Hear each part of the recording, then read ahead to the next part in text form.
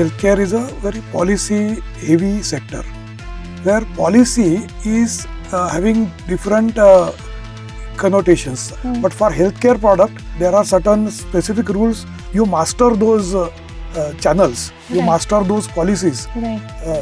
You are just preparing your business very good shield or wall, which other competitor is difficult for them to enter into your area. One healthcare professional can contribute. Should take effort to go to the diverse areas. Come out of their cocoons, I will say, of the technical area where they are expert, but they should see how they can contribute to these policies, because ultimately it is going to help their business or their work. It is going to make their work easier. It will make their work more visible. It will make their work more accepted by the other agencies and even consumers. So you can see to it as a strategy rather than burden. Right, sir.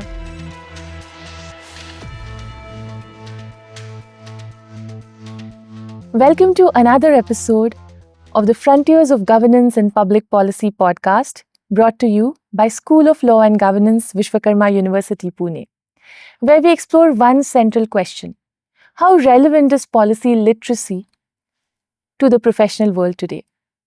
In this episode, we turn towards one of the most policy-heavy sectors, healthcare. I am delighted to have with us Dr. Prasad Thakurdesai, Chief Scientific Officer and Vice President, Indus Biotech Limited. Sir is a thought leader in the space of pharmacology and regulation.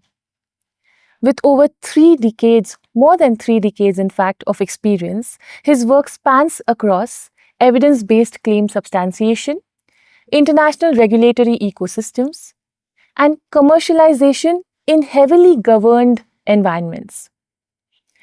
Dr. Thakurdesai, thank you for coming here. Welcome to the podcast. Thank you for the invitation. It's my pleasure also. Thank you. Sir, people look at healthcare as a very clinical space, however, your story tells us that it is very intricately intertwined with regulation and governance. If you could take us back to the beginning, it would be great for our viewers to kind of get an idea of this space. So this, as you correctly pointed out, healthcare is a very policy-heavy sector, where policy is having different connotations, I will say. It's not directly called as policy, but direct government policies as such, public policies, which affects other sectors. Similarly, it affects the healthcare sector also. Right, sir. But apart from that, there are many regulatory guidelines or regulatory regulations as such, which are drawn by the government between different bodies for different type of products. So, and they govern how the market will be, because ultimately what happens is this sector is directly affecting people's health, and it is government thinks that it is a responsibility to protect the citizens. So government laid down a lot of norms, including policies, to improve the health, general health, public health, and they want to control the products, which can be in different categories. Like I will say nutraceutical, functional food, or you will know the even drug itself, pharmaceuticals, vaccines, medical devices. They go under different regulation because type of the products are different. So they have to be governed by different rules and regulations. So government has different departments also to control them. Like CDSCO is our drug controller of India, is the one who govern the pharmaceutical and even cosmetics. So they come under Drug and Cosmetic Act. Similarly, for different categories, they have different norms, even different laws also. They come under different legal provisions also. So accordingly, that's why this sector is very huge. and it is heavily governed by the heavily controlled by the government, I will say, Right, sir. through policies, through rules, Yes, sir. through regulations, and sometimes through law also. Right, sir. Yes. So, in a way, farms, because it is people's lives and people's health at stake here, like you said, the government has prioritized regulating this sector. We can also see this in the recent budget of 2026. We can see that there's a renewed emphasis on and a higher budget that has been allocated to this sector. So we can see that it's no more just a social sector for the government, but it is something that the government is definitely prioritizing as far as the expenditure also goes. So, from what you stated, this sector stands apart from other sectors because of all the aspects that you just stated, and therefore it is, as far as policy dependency goes, it is separate from other sectors. Yeah. Right? Yes. So for an organization, wherein does or at what points does regulation comes in for an organization operating in the healthcare setup? Where all does regulation come in the Regulation comes at all the stages, Right. right from inception of even before start of the company. Because what happened is there are different regulations. So one has to decide where I would like to do my business, Right. and depending on that the boundaries are fixed. So we have to operate within those boundaries. Right, sir. Right from, for example, the manufacturing rules are different, licenses are different for individual category. Naturally, before that, the product nature of the product is different. That's why you need to have different people in the organization. So those who knows that particular sector very well. Plus, the government laws are different, as I told you. They come under different departments, different licensing authorities. So we need to understand from where we should start. Right. Even what type of manufacturing premises I should do. If they are mostly product, I'm talking about product sectors, Right. product related. Yes. There are definitely service course. sector also, but Yes. we are trying to fix here the Yes. product related, Yes, sir. concentrate here. So that is where we have to understand where we are going, what is our end product. Right. Not only that, even where to market our product, because there are different type of opportunities. Right. Even Indian, also international. Right. Scope is good, but within that, where we have to do, we are doing, where we are going. For example, some of the products are prescription products, so they need to be prescribed by the physician. Right. Like pharmaceuticals, there are within that also there are non-prescription and prescription. Those who we all can go and to the chemist and purchase Over it. the counter. But certain type of product, they are under certain schedules legally. You cannot directly market without prescription. So your marketing channel is also different. You have to go through doctors, physicians. Whereas some other sectors, you can directly go to the consumer, D2C business. Right. Even some of the sectors are now you can go to social media or e-commerce type. Right. But within that also now there are rules. For mostly those rules are common for other product also. But for healthcare product, specifically to be given for prescription products, which are available online, there are certain specific rules they formulated in 2020. They are under practice now. So one is to understand. Right, sir. Yeah. So where we are, and that will become an advantage also. That becomes a strategic USP also. Right. If you master those channels, you Right. master those policies. Right. You are just preparing your business very good shield or wall, which other competitor is difficult for them to enter into your area. So you can see to it as a strategy rather than burden. Right, sir. So for a organization in the healthcare sector, the entire life cycle of the product requires, or you need to know the regulation vis-a-vis all the stages of the life cycle of the product, right, sir? So you're across your career of more than 3 decades now. Have you perhaps at any stage realized that in a situation where the leadership underestimates the complexity of policy structure, and then that having some consequences? If you could shed some light on that. Yeah, the risk is huge. Yes. Here, what happens is the compliance is not only giving bad experience to the customer. It can be it can take their lives. Right. In case if there is that type of serious product, or at least there is a health compromises. Correct. So that has to be taken into account, and that is why the risk is also at that different level. Right. Like for example, I'll tell you, there can be product bans, there can be product recalls. These kind of things are there. Or second type of problem will be, one has to give compensation to the people, those who are having victim, or not only that, ultimately the whole product will have bad reputation. So and at the larger scale, companies trust is now in danger. And in healthcare area, trust is almost everything.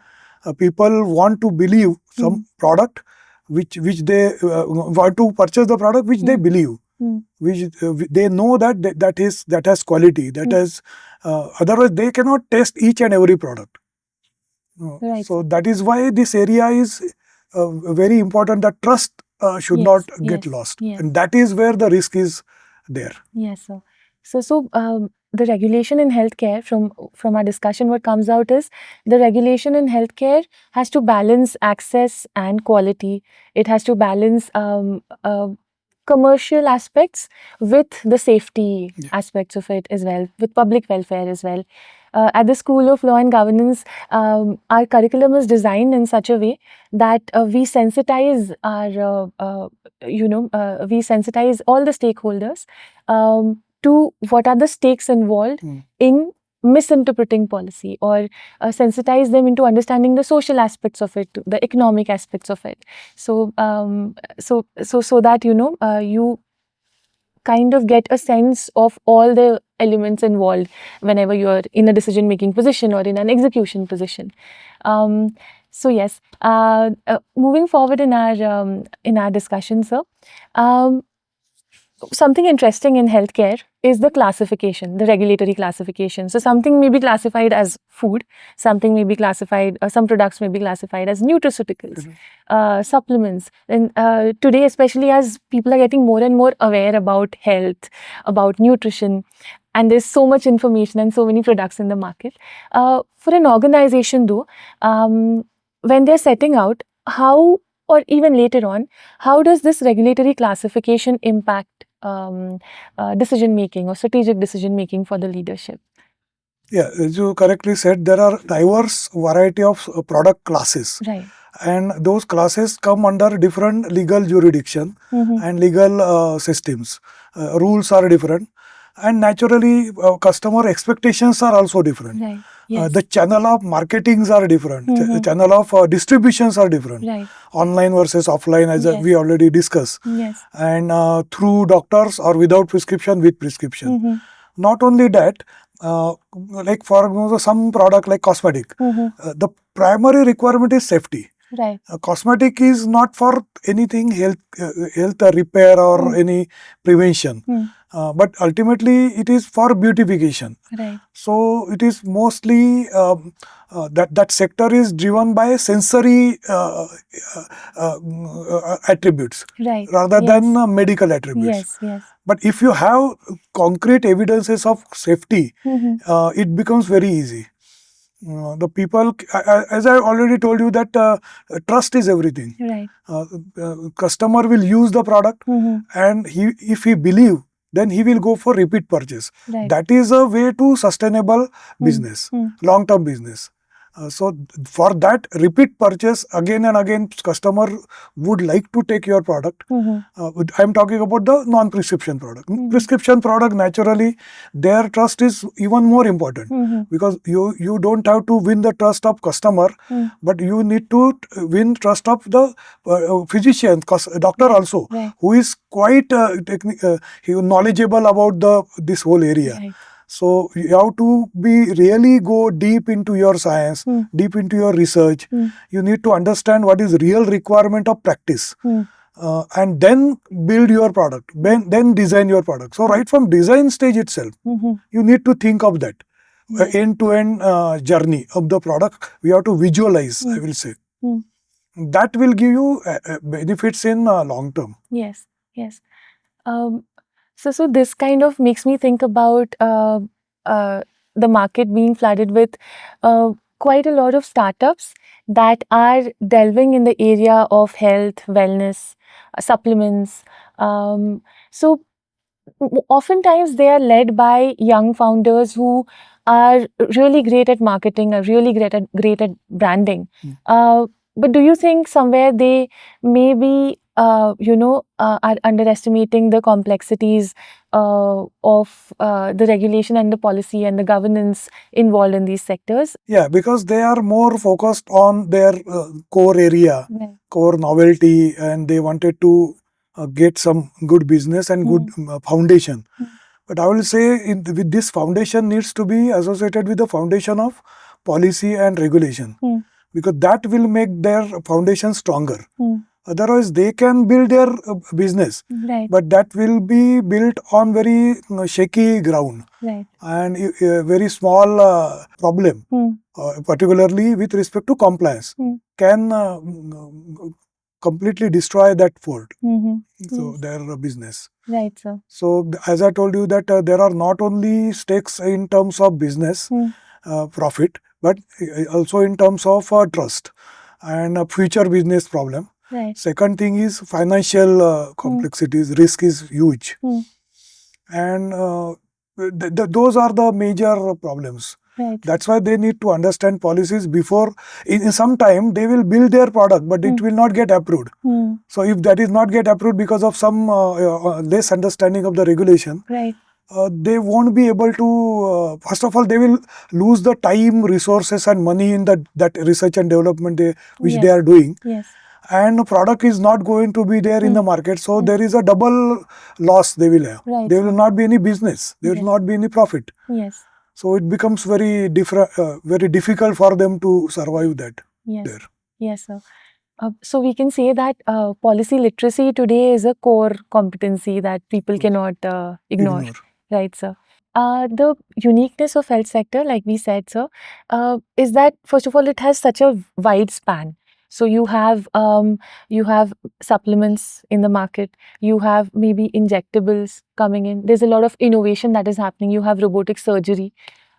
So in the wake of all of the innovation that is happening across the span of healthcare, do you think the existing policy is equipped to deal with this innovation, or are there certain gaps in the existing policy, and how can people working in the healthcare sector, so healthcare professionals, how can they contribute to the policy gaps, as into filling the policy gaps? So generally, policies are made on the basis of need. Right. So now, as you said, there are different innovations are coming out, and there are many aspects of it, particularly ethical aspects, and even directly, because healthcare is directly related to the people's health. So it has to be tackled urgently. So I am sure government bodies are doing their things, and they are having new policies. Yes, they are coming. Every year, every time when it is needed, the stakeholders generally has discussion, and this discussion will be taken by the government body which is looking after that segment, because as I told you, different government bodies are taking care of different segment, and they are the responsible to get the control and rules of that. So it is a continuous process generally. Now to update those changes, these changes are already in the public domain on their website. They are coming out. But every healthcare should take effort to go to the diverse areas. Come out of their cocoons, I will say, of the technical area where they are expert. But they should see how they can contribute to these policies. Because ultimately it is going to help their business or their work. It is going to make their work easier. It will make their work more visible. It will make their work more accepted by the other agencies and even consumers. So that is where healthcare professional can contribute directly to these areas. And that is the best way to grow their own career as well. They will learn from new areas, even for policies also, because these policies are made by different people with different background, with different interest, and they come together and make those policies. If there are some problems, that can be sorted out in amendments. There also healthcare professional help.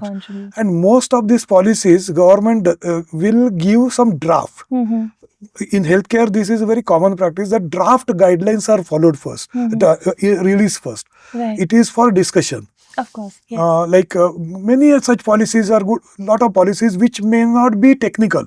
For example, Drug Price Control Act is basically make the prices of the pharmaceutical affordable for the common people. So there, one healthcare professional can contribute. This is the innovation where I can make this product less costly. Something like that. So that we, and as a work also we need to aware. We should go beyond technical aspects. Financial aspect, legal aspect, and all social aspect. This, and already they are directly affecting the work. They are directly affecting, these factors are directly affecting the business. So this will be win-win situation, I will say, if it is done. Yes, sir. So what we are saying here is that healthcare professionals need to step out. Of course, they're technically equipped already, but if they step out and equip themselves with different aspects of policy, the social aspect, economic, and kind of widen their horizons, they will be able to provide solutions to the problems that they are facing. In fact, they will get additional opportunities. Correct. From that. Absolutely, absolutely. So not only will they be able to contribute to the policies which will be made in response to the new challenges that the sector is facing, but they will also be able to create new opportunities for themselves. Yes. So for someone who is venturing out into the space of healthcare, what advice would you give them? If they come to you for advice, would you maybe tell them to go for formal policy education, or do you think that is a mandate of today's times? Because this area is so vast and so diverse, it is always better to go for formal education as such. Although you can get this information bit by bit, piece by piece from many places. Because all the policies of the government, all the regulations, they are available free of cost on their website. You have to just download and learn. But the more important point here is the intent. Understand the intent. You can follow those guidelines, but if you don't follow the intent, then also there may be some problem in long run. It may not be immediate, but there will be problems in long run because you are taking policy and the regulation or legal part of that business as a checklist. So I would just suggest that don't go as a checklist. Take this as an opportunity, because this is where you, first of all, you can make a solid foundation for your business. That can be long term. Second thing is this can be competitive advantage also, because you will see lot of times in this area, many products are there. They come to the market for a very short time. But nobody knows where they go. It fizzles out. Because it happens like that. Sometimes customer will reject it because of the side effect or other thing. That is the scientific part, I will say. But sometimes the claim, the very important part here is what claims you are making.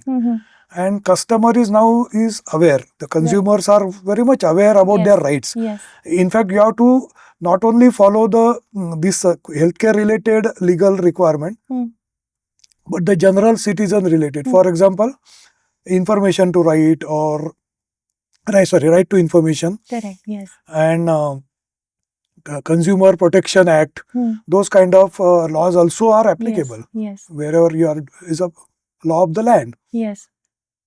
So there also that also need to be the policies also has to be viewed to be to the in terms of those laws. Aspects. Yes, sir. Sir. So we can say that policy education or policy literacy is necessary, but only knowing the existing policies or knowing the compliances is not enough. So you cannot have a unidimensional or two-dimensional understanding of it. You need to have a comprehensive understanding and comprehensive outlook towards regulation and policy. Right. So if we kind of sum up our discussion here, we can definitely agree that trust is important to be cultivated when it comes to healthcare organizations. They need to cultivate that trust not only in the users but also the physicians who prescribe, perhaps. So all the stakeholders, for that matter. And knowing policy and regulation is the aspects of it right from the beginning, even before, like you said, launching a product. When you start conceptualizing something, you have to be aware of the policies and regulations attached with that. So thank you so much, sir. It has been a very insightful conversation. And healthcare is such a unique sector because there are just so many facets to it. Public welfare, especially because we are a welfare state. Yes. There are so many facets attached to it. Access being one, quality being another. Thank you so much for shedding light on the importance of regulation and the various aspects of regulation in this sector. Yeah. The major takeaways of today's episode are that policy is not merely a checkbox to tick when it comes to the healthcare sector. It is in fact the physical scaffolding on which science and businesses are built up. And mastering the language of policy will not only enable you to gain trust of the public, of your customers, of the various stakeholders involved, but it will also enable you to establish an ethical, globally competitive, and resilient enterprise. Thank you for tuning in to today's episode. With this, we come to an end of the first season of the podcast, where we've tried to understand the relevance of policy education across sectors. Stay tuned for the next season, and we'll see you at the School of Law and Governance, Vishwakarma University, Pune. Thank you.